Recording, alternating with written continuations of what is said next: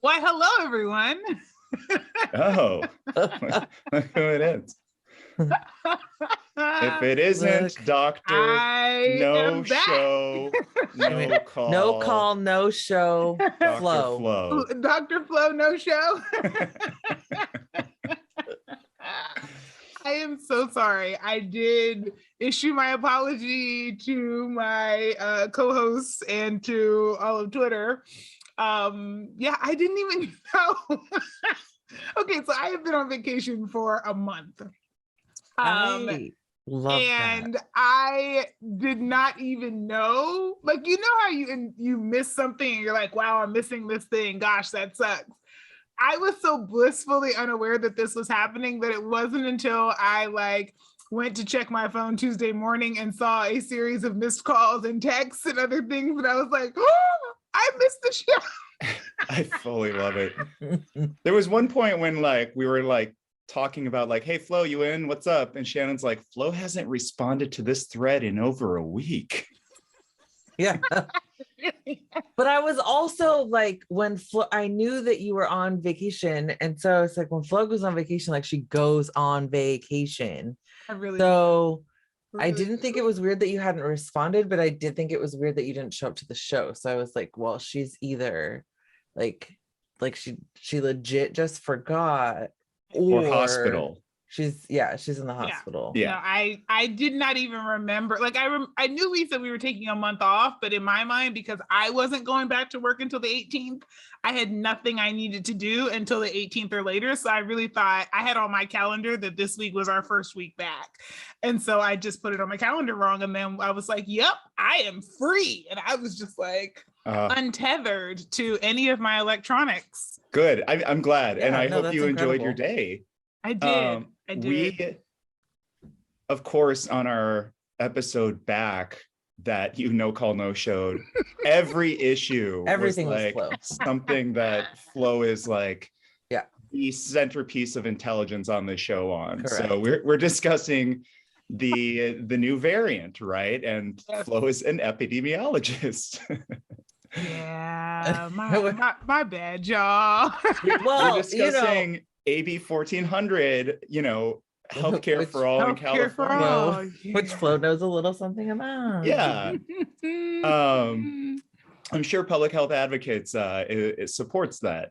And then on top of that, we're talking about Martin Luther King Jr. Day, and it turned out instead of having the Black woman host discuss the issue, it's two white dudes just riffing on it. Yeah, me in the background being like, I don't know, I think I'm just gonna sit this I don't feel good about this. And I thought you all did an amazing job. I mean, you pulled from a lot of the quotes and things that I would have drawn from in terms of not kind of bastardizing his message, and so and the way in which we water down our revolutionaries after the fact.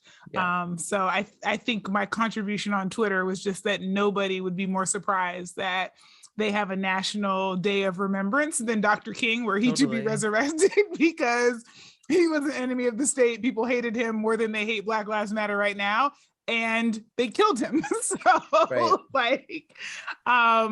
it's really interesting to see him become this bipartisan figure all of a sudden, who sounds very different than he actually sounded during his life. So I appreciated Skylar and Dave for lifting that up. And and I went to Spelman, so I went to school with at the same institution that his sister was educated at, and he went to school across the street at Morehouse. And I spent a lot of time in Atlanta kind of studying and better understanding social movements because of the role that schools and the Student Nonviolent Coordinating Committee played. So it would have been really nice to be able to be on that show.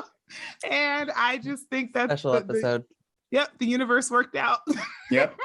Hey, it's a holiday, and you got to enjoy your holiday. So I did appreciate the you live tweeting your listening of the show and giving your stamp of approval. And I, from this day forward on this show, will now be referred to as Dr.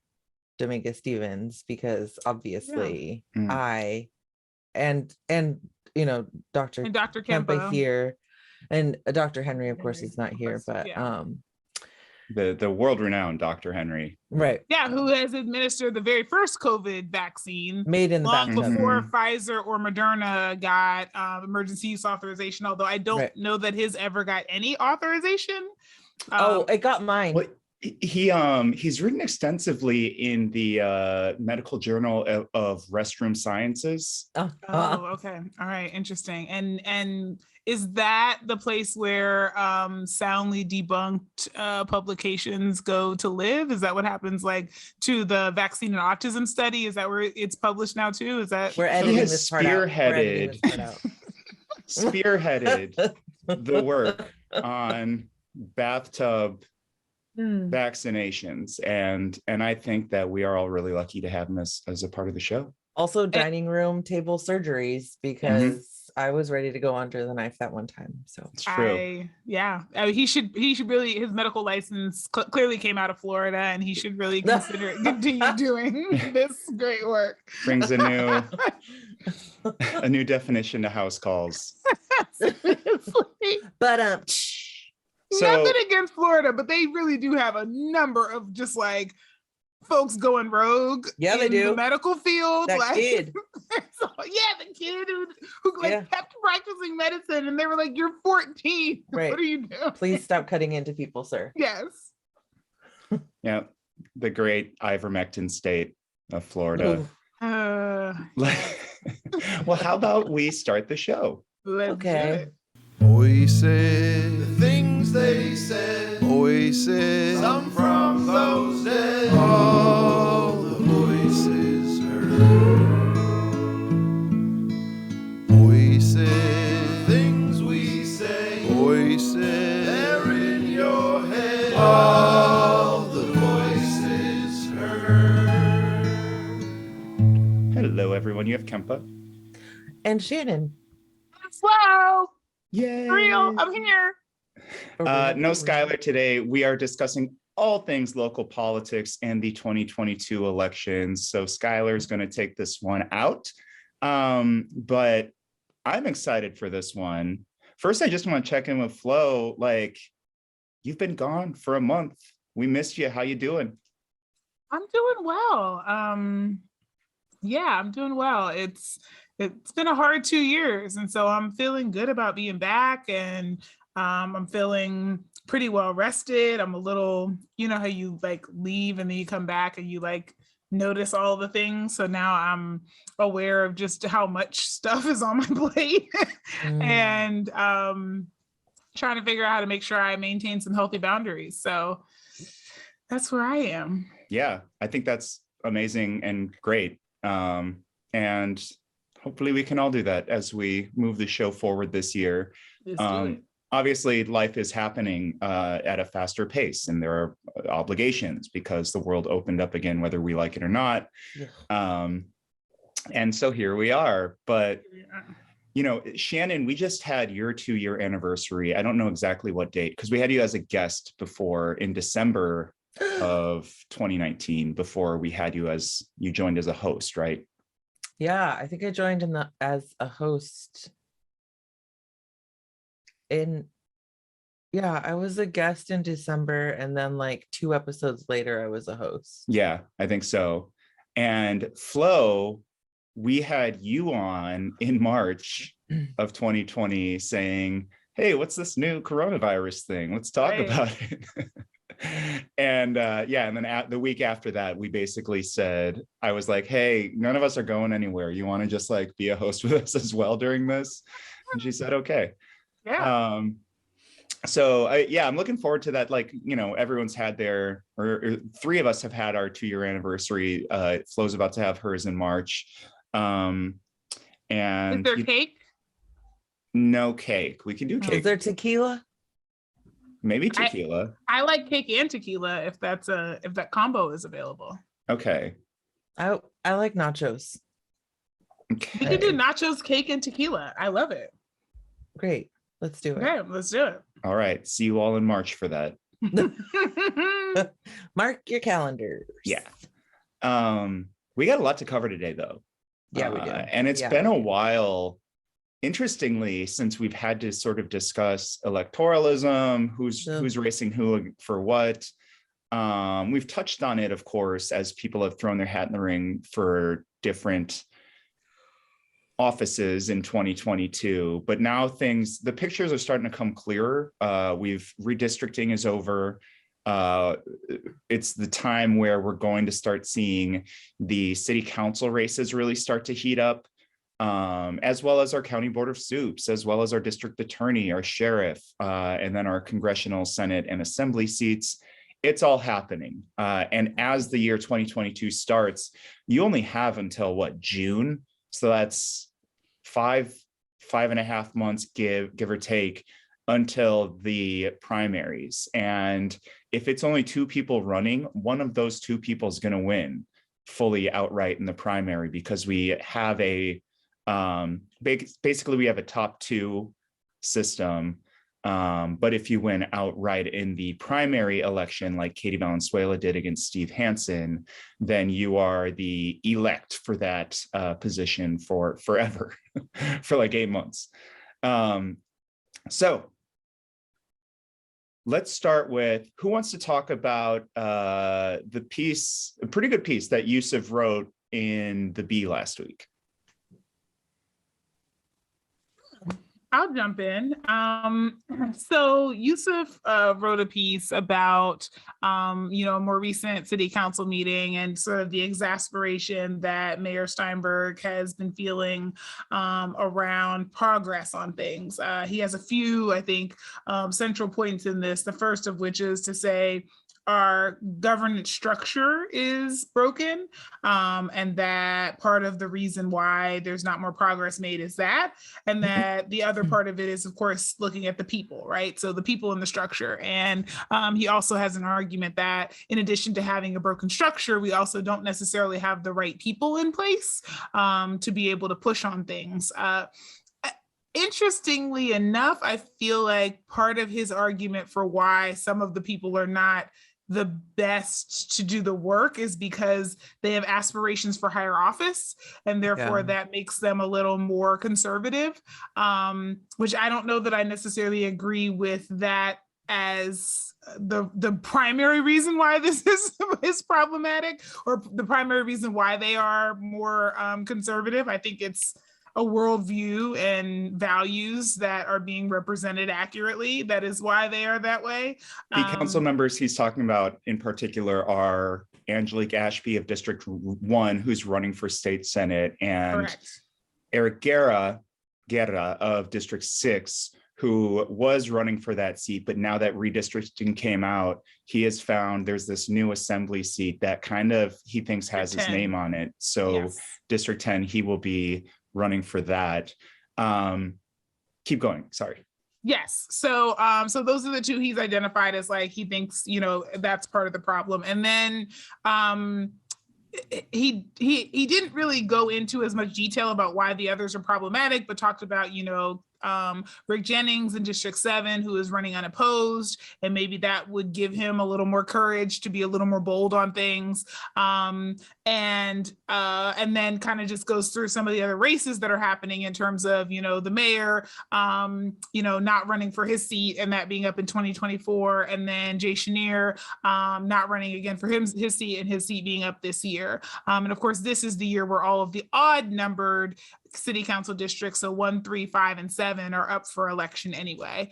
And then of course, District 3, where Jeff Harris lives, being the district where he was essentially redistricted out of his own district and has to decide if he's going to move or just not run for that seat, and the opportunity that has opened up for other people to enter that race. Yeah. Of course, the even numbered districts are primarily comprised of newer council members, with the exception, of course, of Eric Guerra. So that would be Sean Laloe and Katie Valenzuela. and then my bang. And so his overall argument is that, you know, they're only entering into year 2 just now. And so there's a learning curve, they're forming the relationships and just kind of getting things underway. And that much of last year was spent in COVID recovery and not so much in the typical policy governance that a city would be engaging if we weren't in a pandemic. It just sounds like you memorized that piece verbatim. I wanted to ask you, before we get into the upcoming races, about, you know, you were one of the people on the literature for no on strong mayor flow. So what are your thoughts on his sort of, you know, what he's, and like, I'm not blaming Yousef of this word, but Marcos at the B sort of takes on a paternalistic tone when it comes to strong mayor, and like, if only these people knew, and like they don't understand what they fought against. What is sort of the response to sort of, you know, those arguments on strong mayor? Their claim being that strong mayor is how you get things done in a city council. You need a strong mayor who can sort of like run the local government, as opposed to a city manager hired by the mayor and council members to do that. Yeah, so I have obviously a very different view on this. I think, you know, and I think the way that it's been described makes it seem as if the only thing we were voting on at the time was strong mayor, and that wasn't the case. So there were several proposals, and there were several recommendations to the mayor to disaggregate those proposals so that we could vote on one issue at a time, because there's nothing worse than having to decide that you like 3 things, but 4 of them are all in there, and you have to decide to kind of pick your poison. And while yes, it is more efficient to do things all at once, I think in this case, these were so different proposals that I think they should have been considered differently. So that's one piece. But I do think that you're absolutely right, Dave, about the paternalism of how those arguments are being framed. Or at least I also agree with that. Maybe it's not a fact, it's more of an opinion. But I think the real challenge here is that the argument that was being made at the time was that the reason this was needed is because the city manager's office is out of control. But then nobody would say the city manager's office is out of control and there's an imbalance of power. And so then it makes you not trust, because if you're standing on the dais, and I'm not exaggerating, every member on that dais at the time said that Howard Chan was perfect. He was as close to a perfect human being as there could be. That's almost a direct quote. And that we couldn't do any better for a city manager if we tried. Right. So if you're telling me all of that, then I'm really confused about why we need to change the governance structure, since you seem to have somebody who's really great, and that person, according to you, has more of the power. If they're so great, then the issues are in him, or you know, at his feet and his responsibility, and he's not doing what he should be doing, or you're not doing what you should be doing as the council because he works for you, he's your employee, and if at least 5 of you come together and tell him to do something, he is beholden to do it, or you can fire him. So it's really, it was confusing to me where the issues were, and it felt like the proponents were talking out of both sides of their mouth. I would argue that Howard Chan has demonstrated some behaviors that don't give me much faith in him as a leader, especially. He's not somebody who I would want to have power. And I think the clearest example of that is what happened a year ago with the winter storm, which was almost a year ago today, where he had the power after the city council meeting to decide to open up the shelters in that really devastating and deadly storm. And he chose not to. And I just think, let's temporarily set aside our official positions. And for folks who don't know, over a half dozen people died in the streets that night. Correct. And I mean, you could just hear, even during the city council meeting, the winds whipping, and just, you knew how awful it was going to be, how awful it already was at that point. And so I think as a human being, I'm setting aside him being a city manager, a bureaucrat, an employee. I'm saying as a man, as a person in a human form, who should have empathy and care for other people, that was despicable. And that decision was as close to evil as one that I like, as a clear example of evil as I could come up with. And so at that point, I just wouldn't trust that person to make good decisions if you can't in such a clear example. I mean, literally these shelters were open the day before. So his post hoc argument that this was all about COVID and he was concerned about transmission. Well, you weren't concerned to not have it open literally less than 24 hours before. So why all of a sudden has the COVID risk skyrocketed for you in the middle of a storm? To me, I just have to say that sounds like total BS. And it just seems like the arguments of somebody trying to grasp at straws after the fact to justify a terrible decision. And I would say, he does have a lot of power and he hasn't done much with it. He slow tracked a lot of the more progressive proposals in the city. And I think he is the problem. And honestly, if somebody would have had the courage to say that at the time, Measure A may have been more successful than it was, and they may have been able to sway more people. But lying to us about what the problem was, and then giving this man a raise after he is responsible for at least 6 deaths is unacceptable. Yeah, I'd agree with that. I think a term that came up for me a lot during that time was the banality of evil. He's this sort of bureaucrat that is directly responsible for all these deaths, and no one seems to care. Let's move forward though from that conversation a little bit. Another thing you mentioned in the Measure A fight was how Darrell Steinberg, the mayor, tried to glom on some other extra things into that measure that weren't really related to it, to sort of get the social capital and get some folks behind him. And I think that speaks directly to what I consider now to be probably the most interesting city council race for 2022. This is the race for District 3. Did I get that right? Yes. Yeah. Currently, the 2 folks who've thrown their hat in the ring for District 3 are Michael Lynch, the executive director of the nonprofit Improve Your Tomorrow, Karina Talamantes, who actually just threw her hat in the ring today, as we the same day that we record the show, Monday, January 24th. And then also considering is the incumbent Jeff Harris, who has been drawn out of his district, but could still move back into the district to South Natomas from East Sacramento if he so wanted. Let's talk about someone who came out in support for Strong Mayor, one of the candidates. That would be Michael Lynch. Right. He came out for it because, what did it include on it? He came out for it because of the equity proposals that were included in there that didn't have any actual teeth, but that was really important to him. And it's one of the reasons why I say the mayor was kind of trying to sweeten the pot with other things that people cared about. But unfortunately, some of those things, while important, didn't actually have any enforcement mechanisms in them to require the city to do anything.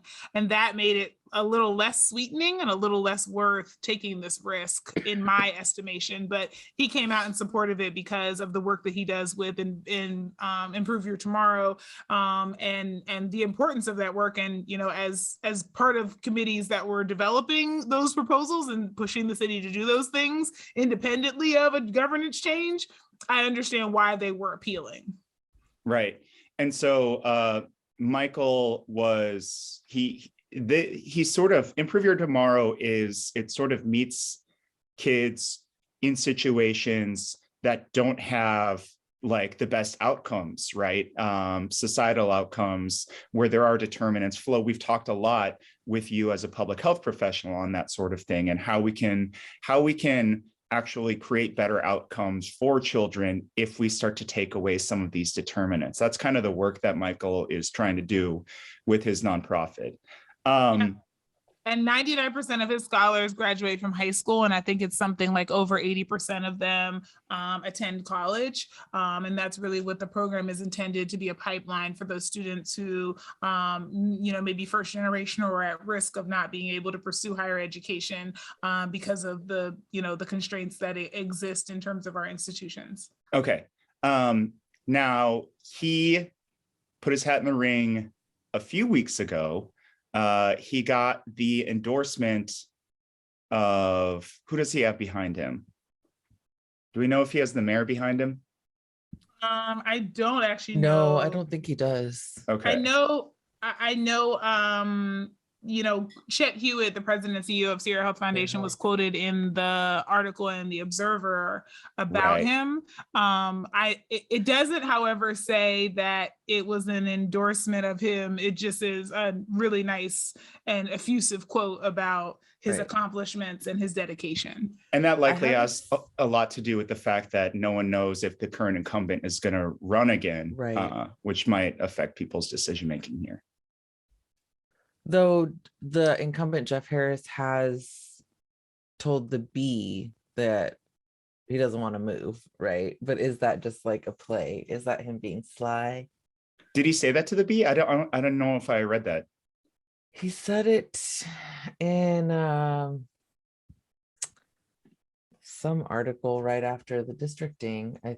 Big ask, like to move where you live is, I mean, we talk a lot about housing and homelessness on the show, and like, you know, our homes are, you know, for those who are privileged enough to have a place, they really can hold, you know, a lot of importance to us. And so I don't want to minimize the like, oh yeah, I'd move because I'd be like, whoa, like, you know, community is not just a place, but place certainly matters. It would not surprise me if that was a major consideration for him. And I know we have another race where, you know, the redistricting has also impacted one of the candidates. Yeah, and we'll get to that too. So we currently know Michael is running. What do we know about him? What do we know about his policies? Do we know anything? I don't know anything. I mean, I don't know that he has a website or anything up yet where we can go and kind of delve a little bit deeper into his, his positions. But I have a list of 7 questions that I like to ask local candidates when I'm vetting them. And so I'd be really interested in asking all of these candidates that are new to the field where they stand. And my reason, honestly, for that is that I think sometimes we only focus on the questions that are at hand in terms of like what this person going to have in this particular position. But as we will talk about, I think later in the show, several people who, and we've already talked about several people who have run for offices are now running for higher office, and they have a significant leg up with name recognition and political connections because of the offices we've already allowed them into. And so we do have to ask questions, I think, even if they don't weigh as heavy in your minds. I think we have to ask those questions when people are first running for office, because they are likely candidates who are going to continue to move up and have more power over some of the things that we care about. Yeah.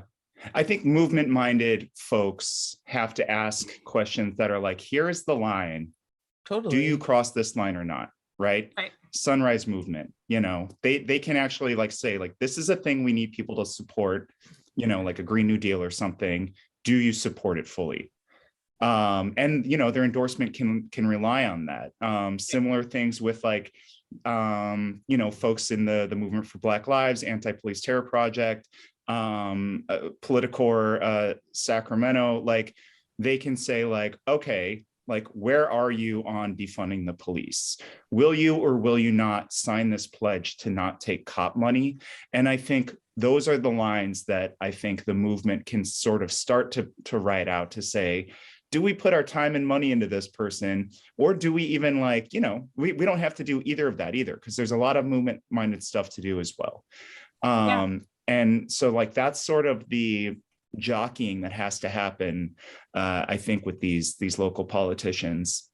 Absolutely. I know that Sunrise has already done a few interviews. Yep. You're absolutely right. And and the clearest example of that to me is, we talked about, Angelique Ashby running for state Senate. And, there are times where over the course of her time on council, she has said, well, I think that's the role of the state. Well, now she's running for that position, so it's really helpful to know what she thinks about those things, because she's been very, anti when it comes to, to certain things, especially around livable wage, and around some of the things, being a champion of women, but then not wanting, paid leave and other things like that. I think we have to delve into reproductive justice, which is, an approach that goes beyond just your position on abortion and birth control, but also goes into like, do you help people parent the children that they have? And what does that look like in our society? So I think that those are the questions that we're not typically thinking about asking our school board candidates, because, you think to yourself, what does that really matter? I should focus my questions on education, but your school board candidates become your city council members, become your state senators. And now all of a sudden they're over the state's Medi-Cal program, and they are deciding things about reproductive rights, and they are deciding climate change, and they are making these decisions that on school board they weren't, and you gave them the platform to continue to rise through the ranks. Yeah. So we've got Michael Lynch as a potential candidate. And he obviously seems to have some support, especially if Chet is coming out and speaking for him.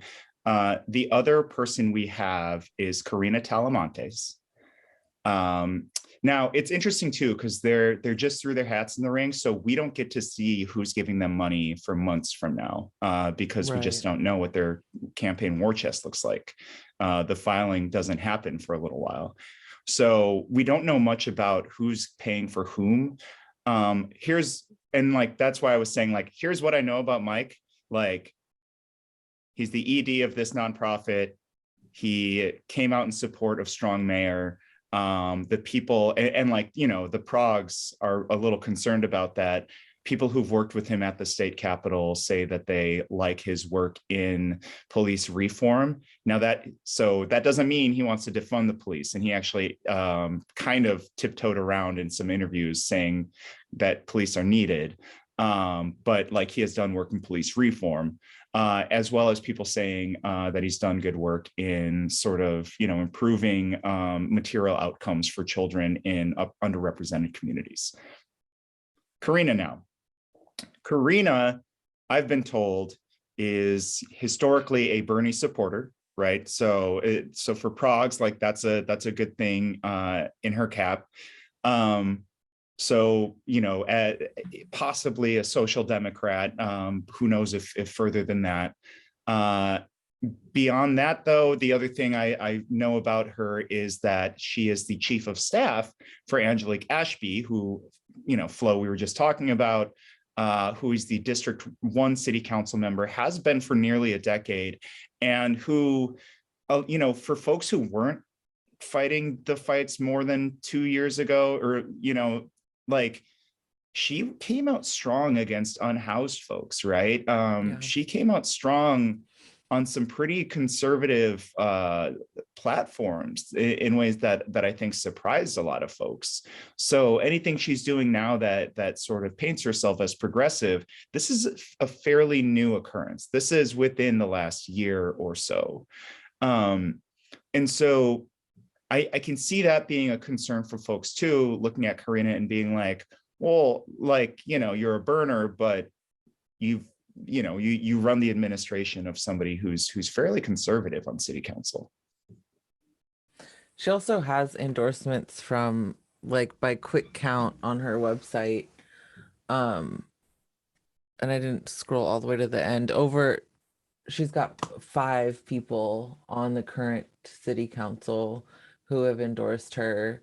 And just so I knew about Katie, Mai, and of course Angelique. Who else? Rick, Rick Jennings? And the mayor. Okay. Yeah. That's a lot of support. That's a lot. I mean, she's got quite a few endorsements anyway. Like former mayor Heather Fargo, former council member Larry Carr, Alan Warren, also former council member for the district that she's running in.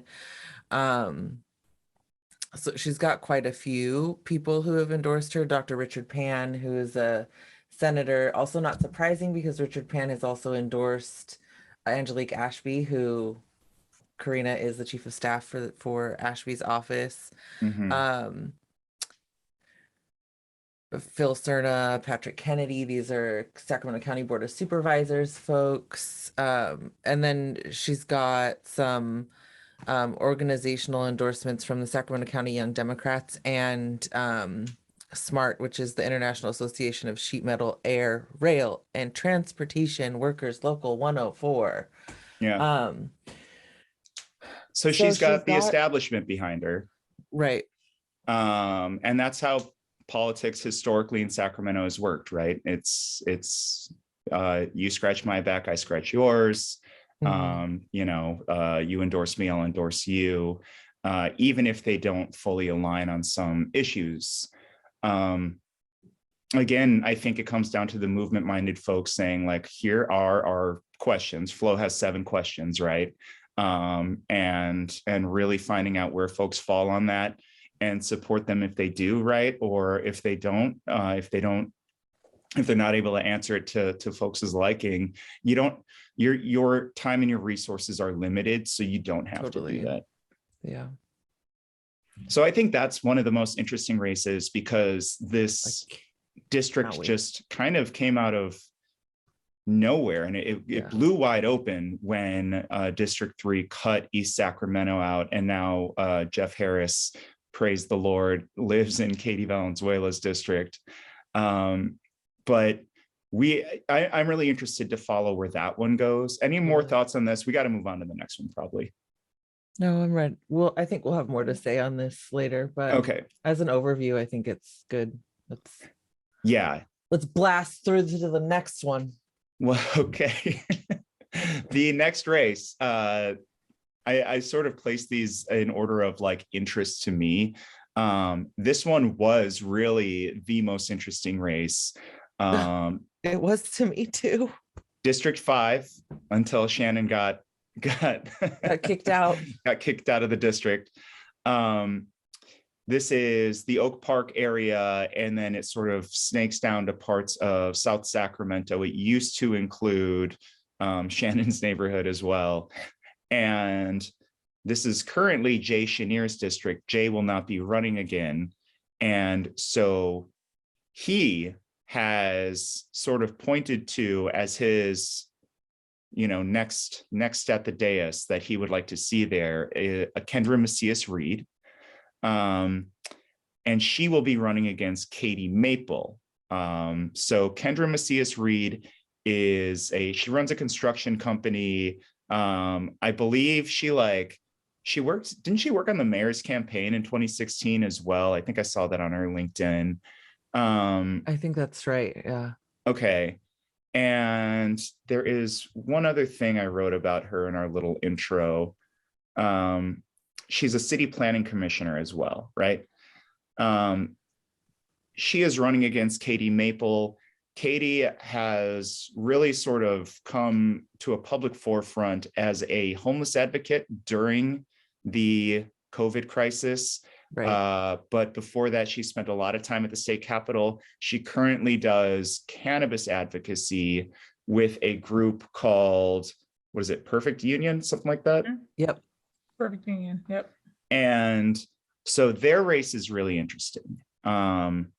Kendra has Mayor Steinberg and Jay Chenier behind her. Katie has Katie Valenzuela, District 4's rep. She has Mai Vang of District 8, and she has Councilmember Ashby, who you've heard us air our concerns about her over and over again this episode, behind her as well. And this race was looking really interesting. They were pulling a lot of money together on both sides. And like, we can dive into that a little bit because I think that's interesting. But Kendra, living in Zeeburg Park, was by a very, very wide degree drawn out of this district. So in order to continue this race, she would have to sell her home there and buy a home in the new District 5. She told the Bee she would do that, but I've been hearing rumors that that's probably not going to happen. I feel, I don't know. Okay, I do not know Kendra. I've never met her. I don't know much about her except for what's publicly available. I do know that her campaign has definitely not had as much time in the public eye as Katie Maples has. And just by sort of like quick glancing through her website, it's just, I would be surprised if she were to make such a huge move with just a platform that seems like it's lacking. Not to mention some of the glaring issues around how much money she takes from people who are against renters' rights, and she would be representing an area that is largely renters or folks who are dealing with housing insecurity. I think it would be a big move for maybe not the return that she's hoping for. I honestly think it's too early to tell, because I think for most people, they're not paying attention to races like this yet. And of course, you know, for the most part, the yard signs aren't even allowed to be out yet.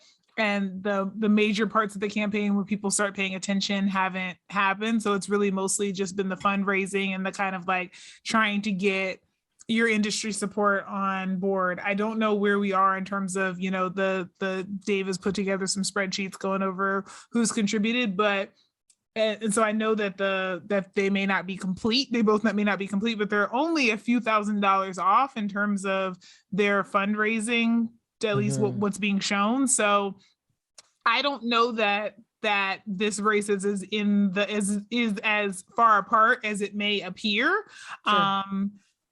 And I also know that so I have had conversations with both Katie and Kendra, and you know, when I did talk to Kendra, she said she knew going into this race, you know, well over a year ago, that there was a high likelihood, given just how strangely skewed the district 5 was, that she might end up being redistricted out. So it's not as if she found out about this in like November or December and now has to decide to uproot her life. Like, she knew going into this that this was a very, very likely possibility. And she said at that time that she was willing to move. So yeah, so I don't know.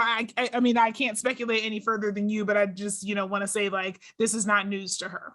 Yeah. I mean, both of these candidates are people, if she were to move into District 5, it would not be unlike Katie Maple, who moved into District 5 relatively recently. Difference being that Katie Maple was a renter for quite some time, and she, as far as I understand, has purchased infill housing. And Kendra is a homeowner in Seaburg Park. So these would both be people who are would be new to their district for the most part, right? Like, Katie has a couple years on her. Well, yeah, I was gonna say, I mean, I think in Kendra's case, she'd be new to living in the newly drawn district, that's but right. She has been in D5 for years and has been serving on the planning commission. I think the other side of it, though, is that, you know, Katie is now, you know, with the Oak Park Neighborhood Association and has been more actively, you know, kind of embedding herself in some of the other things happening in the neighborhood. Kendra has a business there. So I think, you know, I think in terms of ties, I think you're absolutely right. They probably will kind of, people will probably see them as being on balance with each other in terms of length of time they've spent there and how well they know their district. So the question will come up of how closely do you represent my values? Right, I think exactly. Early on, I think early on in the show, when we had previously talked about Katie Maple maybe a year ago or so, I was like, I don't know, like, you know, she's sort of like new to the district, all of that. And since that time, I will say that it's pretty obvious that she has really intentionally spent time trying to get rooted into the neighborhood of which she is a part. So that is, you know, that's something. Still up in the air on all of it, and I guess it doesn't matter because I'm not in D5 anymore. So, well, we're allowed to talk about these things on the show. Yeah, I was gonna say, I mean, yeah, that's always in the back. I mean, ultimately, you know, everybody living in this district is going to have to make a decision, right? And that decision could either be to stay out of it or to pick one of the people who's on the ballot. But yeah, I still have the same concerns about, I think they're equally matched in terms of like the criticisms you can levy about their newness and their embeddedness in the community that they're representing.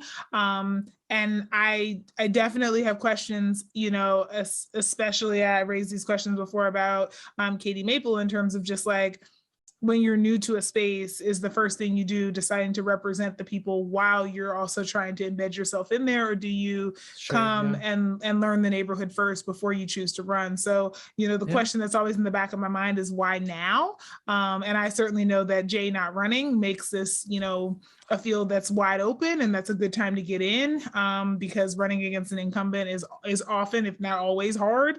But at the same time, it, like I said, it just always raises, my concern is of course always about opportunism of like, are you, you know, is this about really representing the community, or is this just a job for you? And I recognize that it's both, but it's nice to feel as if like you really know the area and you're really committed to the area, and this is not just like a stepping stone or a thing that you want to do for other reasons. And I don't pretend to know anyone's intentions, but it makes me wonder about why the first step, when you're like literally you know, moving into the neighborhood, you're also trying to represent it. Yeah, I 100% agree with that. And these are questions that we should, you know, bring to her. And just as a reminder, folks who got a little angry with us last time we discussed Katie's run, she's welcome to the show. Katie, we'd love to have you on, and we'd love to ask you these questions. You know, same thing with Kendra, right? Yeah, totally. One thing that, you know, before we move on from this race, I think we'll basically barely finish city council today. I wanted to talk about the spreadsheets, the Sac Follows the Money project, which I've done forever, that sort of uses a spreadsheet to lay out who is contributing to whose campaign and what interests they serve. And it sort of gives you a snapshot of how you might expect this person to you know, enact policy in our city. You know, for instance, Katie Valenzuela and Mai Vang both pledged to never take cop money, right?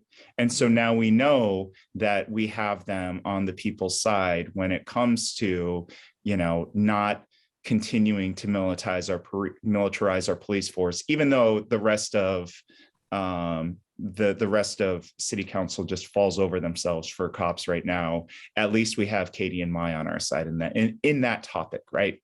Yeah. So if you look at Katie Maple and Kendra Macias Reed's spreadsheets, I've filled out all the information on the spreadsheets. Kendra's filled out, I've gone through all of it and vetted all the names. By that, I mean, I look at like what they do, I Google them, I try and find out if they have any special interests. Katie's, I've made it about 2/3 of the way through, 3/4 of the way through. Katie has more donors than Kendra by a pretty big amount, but a big part of that is that they actually pulled in a similar amount of money, like Flo said. Kendra's average contribution is about $429 last I checked. Katie's is about $212, right? So Katie gets smaller contributions by and large from more people. When I look at Kendra's, let's look at hers first. The way I color code this is I try and find people who have actively come out against renters' rights, so who've actively fought against legislation, things like that. Prop 10, things like that in the past, and our local rent control measure, which is why it's really important we get things like this on the ballot so we can see, like, here's the line, where does this politician stand? And we help that follow folks for the rest of their career, right? So I color by red everyone who has come out against renters' rights. And so Kendra has about $2,350 in donations from people who've been actively against renters' rights. This includes folks at the Sacramento Metro Chamber. It includes the Building Industry Association, it includes, that's another Metro Chamber. I include Jay Chenier, council member who came out against the local measure, as well as the rest of City Council who did that, but he's the only one who contributed to Kendra. And then, of course, Townsend, Calkin, and Tapio, because multiple representatives at that PR firm have come out and fought and been paid to fight against renters' rights. Katie, on the other hand, only has 1,100 against renters' rights. And so like neither of them have a huge amount of money, but Katie definitely so far has less than half. That includes her $1,000 contribution from Councilmember Ashby, who sat alongside Councilmember Chenier and voted against real renters' rights, as well as a guy, Michael Gunning. This one was actually interesting. He's with the California Building Industry Association, which obviously is against renters' rights, but on the filing, they list him as a lobbyist with the Bureau of Indian Affairs. But if you search California BIA, the builders, he's on their website. And if you look at the directory of lobbyists in the state, he's with the builders. So I don't know if that's like, if they just messed up on that or if this guy lied as he filed this. But that was a concern to me.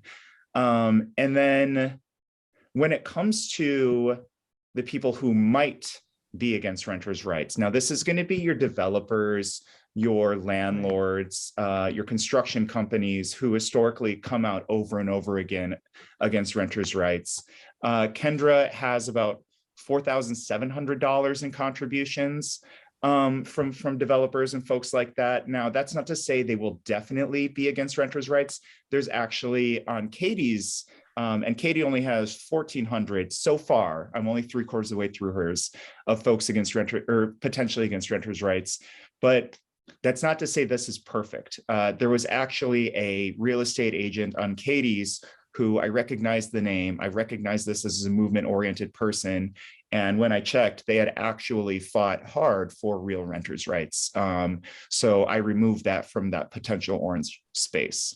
So again, that's one that's a little bit in Maple's favor. I did a color coding of purple for PBIDs. This is the business districts, which is like the Metro Chamber for a neighborhood.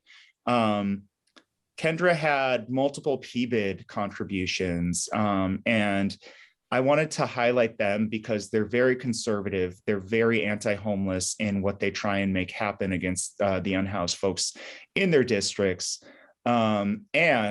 As we all well know, a few weeks ago, multiple PBIDs stood alongside Amanda Blackwood at the Metro Chamber and alongside Barry Broom at whatever the hell he does, another business thing for the region, in support of continuing to use police force against folks who have nothing, who are living in trailers, and actually to tow their trailers and take them from them.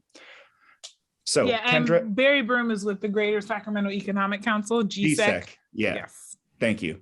So Kendra is taking over $1,000 from these PBIDs so far. Katie, I've not seen anything for her yet. And then the last one is Green. That is, of course, the cannabis industry. Katie works for the cannabis spaces. I expected her to take a lot more in. So far, I'm sure I'll find more, especially in this one. I found $2,300 in contributions from the cannabis world, which, by the way, it's a whole universe. So there's like kind of a good and bad cannabis place. We can talk about that some other time.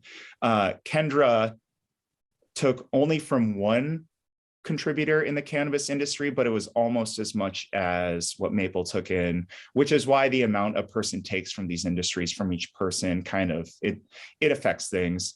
And that was $1,800. So that's a $500 difference in contributions from cannabis. Any questions, thoughts on where I am so far on the spreadsheet here?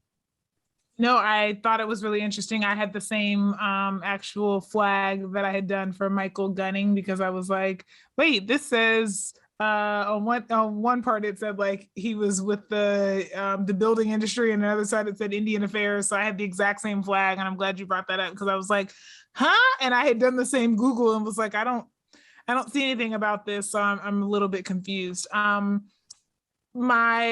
thoughts on this I did reach out, and are- Katie was unsure what that was about. Right. My thoughts on this first are, of course, Dave, thank you as always for doing this because it's really helpful. Thanks to Chelsea too, who did a lot of the spreadsheet work with me.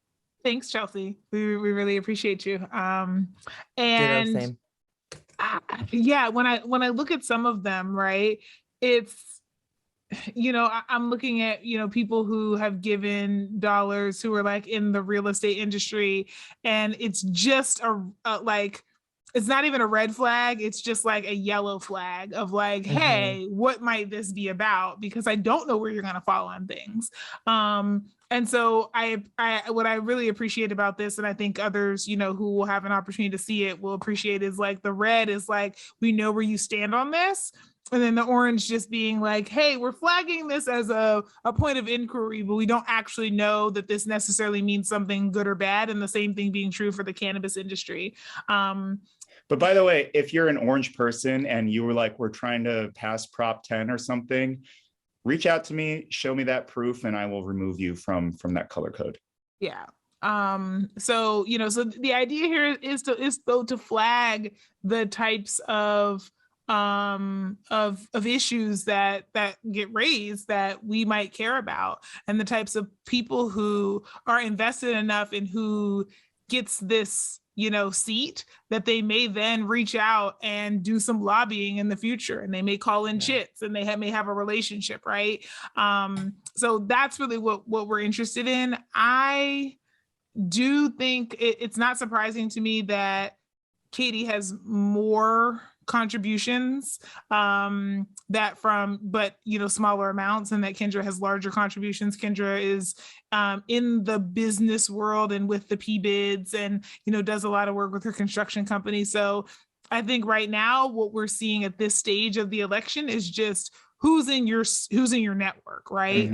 I think the next I saw a lot of friends on Katie's spreadsheet, right? Exactly. Friends of the show. Yep.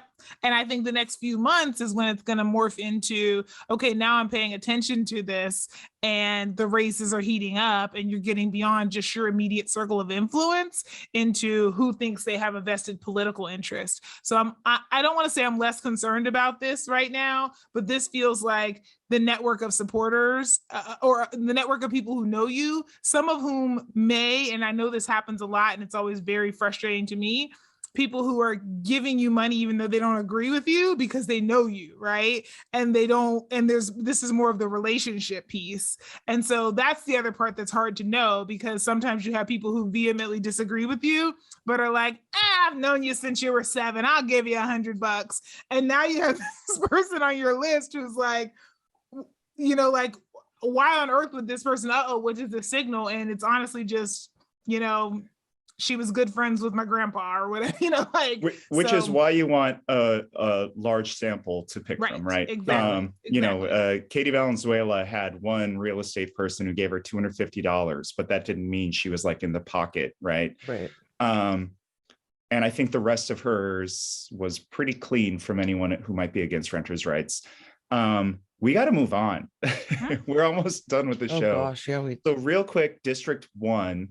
That's Angelique Ashby. Angelique is running, as we said, for state senate. So we're trying to figure out who's going to come out in front up there. There's 3 people running. So, well, 2 so far, possibly a third. Actually, 1 so far. Wait. Well, so far, what I saw the B write a few weeks ago was that Lisa Kaplan of Natomas Unified School Board, also an attorney, is running for that seat. I'd be interested to see where she stood on Gabriel Geip and all of that bullshit. And if she came out against him, I would hope that we would flag that, because he was one of the best teachers in that school district, and they, buckled to the US's far right movement. Alyssa Lozano, a realtor, president of the Natomas Chamber of Commerce, is also considering a run. That this is the business person, right? Representing capital. And so that's pretty straightforward, cut and dried. And then the third one who's considering is Bassem El-Kara. He's the ED of the Council on American Islamic Relations, CARE. I think a lot of folks have known him for a long time. He's a member of the Twin Rivers Unified School Board, and he's been considering a run as well. I think a lot of the progs are pushing him to run, so we'll see what happens there. Any thoughts, questions on this one? No, I think District 1, we're in a waiting pattern or holding pattern, I think is the appropriate term, as we wait to see, who is going to come out to the front and actually, let us know what their platform is and start accepting, money and all of that. But I think it's good just to know that these are the three people who are considering a run, so that we can sort of, begin to keep an eye on them. Right. Because we know that Ashby isn't going to be in that seat. So, right. And there's another butt's got to get in that seat. Yep. It's true. She can't run for both seats at the same time. So, right. And she can't be on the ballot twice. Whose butt will it be? Yeah. I cannot wait to find out. The final race for the city council in 2022. Our friend Rick Jennings of District 7 is running unopposed currently. I mean, seriously, yeah. Greenhead and Pocket, nobody? Also Curtis Park. Well, redistricting just happened, so we still don't know. But he there should have been somebody already in the district gearing up and ready to go. I mean, yeah. Pocket was already a part of his district. He just got Land Park added onto that. So he's representing a lot of money in Sacramento at this point, as far as his constituency goes. I'm interested to see where that goes. Rick is just I don't know. He just seems like he's kind of having fun and kind of whatever. He does the Kempa pose, the Sistine Chapel David pose, or sorry, Adam pose, during city council meetings, on a couch. I love how chill he is. He says very little. Yeah, he's not too bothered. He's enjoying his time, but he's not really being too bold either. But no one's running against him, so why does he have to be? Yeah, I mean, what I would like to see from Rick is some real thought leadership. Yeah. And if he's not going to be the person, then I would really challenge him, and I don't mean this in any way in an ageist way, but to groom someone else who has the thought leadership and needs the mentorship in how things work. But there are too many important things that are happening to communities that I believe he cares about for the level of what feels to be kind of a sleep at the wheel. I'm just here to go along to get along and have a good time kind of way that he has been showing up. And so my urge to him is, if nobody is running for that seat, he needs to be doing some succession planning anyway, but also the same charge that I would give to the mayor is, if you really aren't doing anything else, if this is not just not in a holding pattern until the next big thing comes along, be bolder. What do you have to lose? Mm-hmm. You have no more elections to run in. So go full steam ahead on the things that you claim to care about. And if you don't, then I can only come to one conclusion, that you don't really care about those things, or you're too tired to stay around. And that's not, again, an age thing, because some days I wake up and I'm very tired. And sometimes tired just means it's time to take a break, right? But it's disappointing to me to see people who claim to have nothing to lose and really kind of have just a straight shot towards the goal, not take the shot. Yeah. Yeah. I mean, this has nothing to do with, or I guess it has in part to do with Rick. In general, I think that what we have found ourselves in a place with this election and the seats that are opening up to really like make some changes, like to move the dais in such a way that like we could see some cool shit happen, right? Like maybe, and even if not, like the radical people who are going to be doing work in the streets, like yeah, I would rather that they are fighting majority social democrats on city council for sure. Than a bunch of neo-libs that just condescend to them nonstop. Yeah. Because I think they'll get more wins against them. Right. So I think really it's just like now is the time to like start doing that level of thinking, right? Like let's get our fucking fingers on the pulse of what the hell's going on, who's out there, like what's the landscape. And we didn't even get to talk about the other races or the other folks that we'll have to get that are coming up, right? Like at the later episode level, I guess. There's so much, right, that will impact locally that we'll have to find some time to, but you know, we're entering into that season of voices where we start to talk about regularly stuff regularly. I have one last quick question regarding city council. Now, I'm sure some of you know, if Councilmember Eric Guerra wins this assembly seat, that will mean his city council seat is opened up. Shannon, do you know anyone in his city council district who should run for this office? Yeah. An epidemiologist. Oh, that would be good, especially post-pandemic. Yeah. Oh, just like incredibly charming. You know, went to Spelman. The people trust her. The people trust. You know, she's hate her so much. I believe her name is Flo. You know, yeah. We'll have but to, we'll, you know, we'll keep in the words of Mariah Carey, I don't know her. Okay, we got to wrap it up or else Skylar is going to kill me. You know, this is really important stuff. Thanks for listening to this, folks. Just get engaged. What I would argue is get engaged with your local movement-minded spaces, your People's Budget, your Sunrise Movement, the Anti-Police Terror Project. Who am I missing? DSA is doing some good work. Who else? Sacramento 350. Did I mention them? No, but I agree with their inclusion. Yeah. Decarcerate SAC.